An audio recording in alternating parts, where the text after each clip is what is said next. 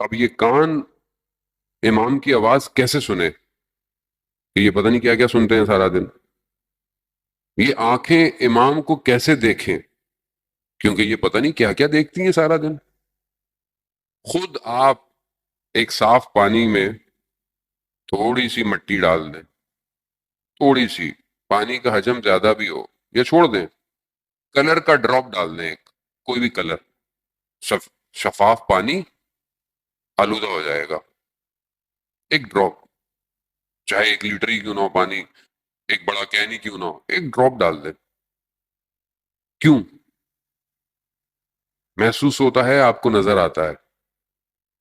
یہ جو روح ہے جسے خدا نے پاک اور صاف بھیجا ہے، یہ ایک نگاہ نامحرم سے آلودہ ہو جاتی ہے. آپ کہتے ہیں کہ کیا فرق پڑتا ہے، کسی کو دیکھ رہے ہیں، نیت تو صاف تھی. اللہ، نیت صاف تھی، اثرات مرتب ہو گئے.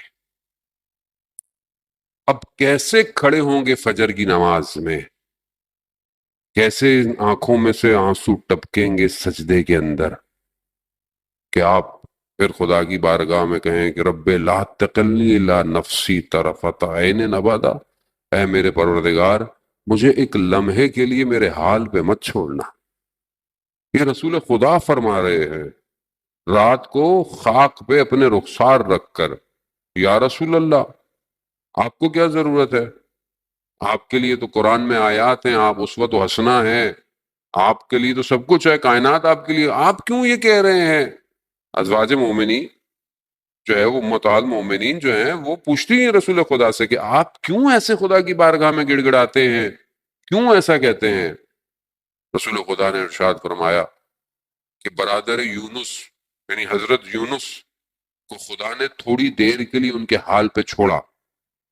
وہ بھی نبی تھے. عزیزان محترم، میں غور طلب، تھوڑا سا بعض مرائل تھوڑے سے مشکل ہیں، لیکن بہرحال ماہ محرم میں امام حسین علیہ السلام کی برکت کی وجہ سے ہم انہی چند دنوں میں کچھ سیکھنے کے لیے ایک دوسرے کو آتے ہیں.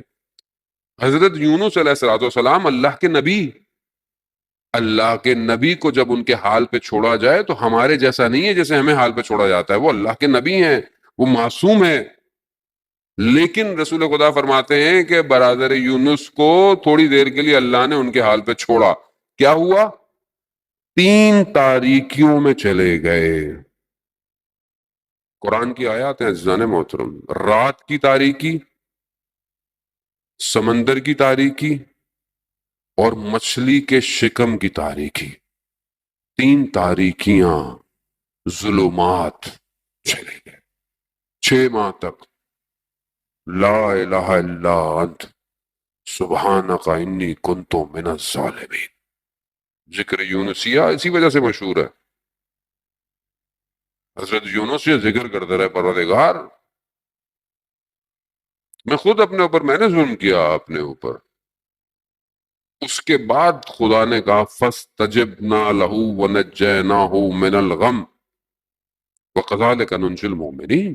پھر خدا نے کہا قبول کیا، نجات دینے والا وہی ہے. عزیزان محترم، ہم اور آپ کس کیٹیگری میں؟ ہم کیا دیکھ رہے ہیں کہ ہم کوئی غلطی ہم سے ہوتی ہے، کیا ہمیں محسوس ہوتی ہے ہم نے غلطی کی؟ کوئی زبان سے غلط بات نکل جاتی ہے، کسی کو ہم خدا نخواستہ برا بول دیں، کسی کو تہمت لگا دیں، ہمیں محسوس ہوتا ہے؟ کیوں نہیں محسوس ہوتا؟ کیونکہ ہم نے اپنے آپ کو صاف نہیں رکھا ہوا. ہم نے فلٹر نہیں لگایا ہوا. کرو نا، جہاں پانی کڑوا آ رہا ہو یا کچھ ہوتا ہو تو لوگ فلٹر لگاتے ہیں نا، پانی میٹھا ہو جائے. ہم ہر چیز کو آنے دے رہے ہیں، بس آنکھوں سے بھی، زبان سے بھی، کانوں سے بھی آنے دے رہے ہیں، آنے دے رہے ہیں، جو سوچ آتی ہے سوچتے رہتے ہیں، سوچتے رہتے ہیں.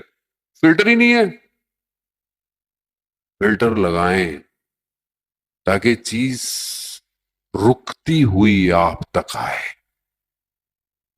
مگر کیسے لگے گا یہ فلٹر؟ کون لگائے گا یہ فلٹر؟ کوئی نہیں لگاتا جان محترم، خود خدا. حضرت فاطمہ سلام اللہ علیہ ارشاد فرماتی ہیں اللہم صلی محمد بی بی ارشاد فرماتی ہیں کہ جب خدا کسی کے دل میں خیر پیدا کرنا چاہتا ہے تو اس کے دل میں علی کی محبت ڈال دیتا ہے. خوب یہ ولایت کا فلٹر سب سے اسٹرانگ فلٹر ہے. اب یہ فلٹر نام کا ہے، کام کا کیوں نہیں ہے؟ فلٹر کام کا ہے. اصل میں ہم نے جو ہے وہ تار کہیں اور بھی لگائی ہوئی ہے. ایک کہنے کو فلٹر سے آ رہا ہے معاملہ اندر، ایک اور بھی تار کہیں اور بھی لگی ہوئی ہے، کہیں اور بھی آ رہی ہے. کیسے ہو سکتا ہے ایک ہی ٹائم پر دل انسان کا کئی دروازے کھولتا ہو؟ ممکن نہیں ہے. اگر ولایت سے محبت ہے تو طاغوت کا انکار کرنا پڑتا ہے.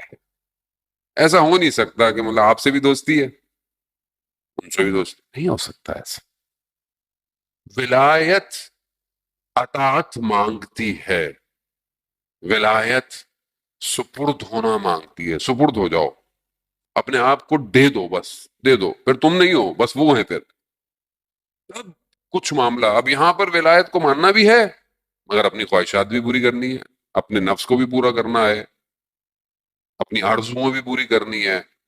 تو پھر تو نہیں پہنچ سکتے کربلا. کربلا وہی پہنچا جس نے اپنا پورا وجود حسین ابن علی کو دے دیا، وہی پہنچا. آپ کے سامنے مثالیں ہیں ساری.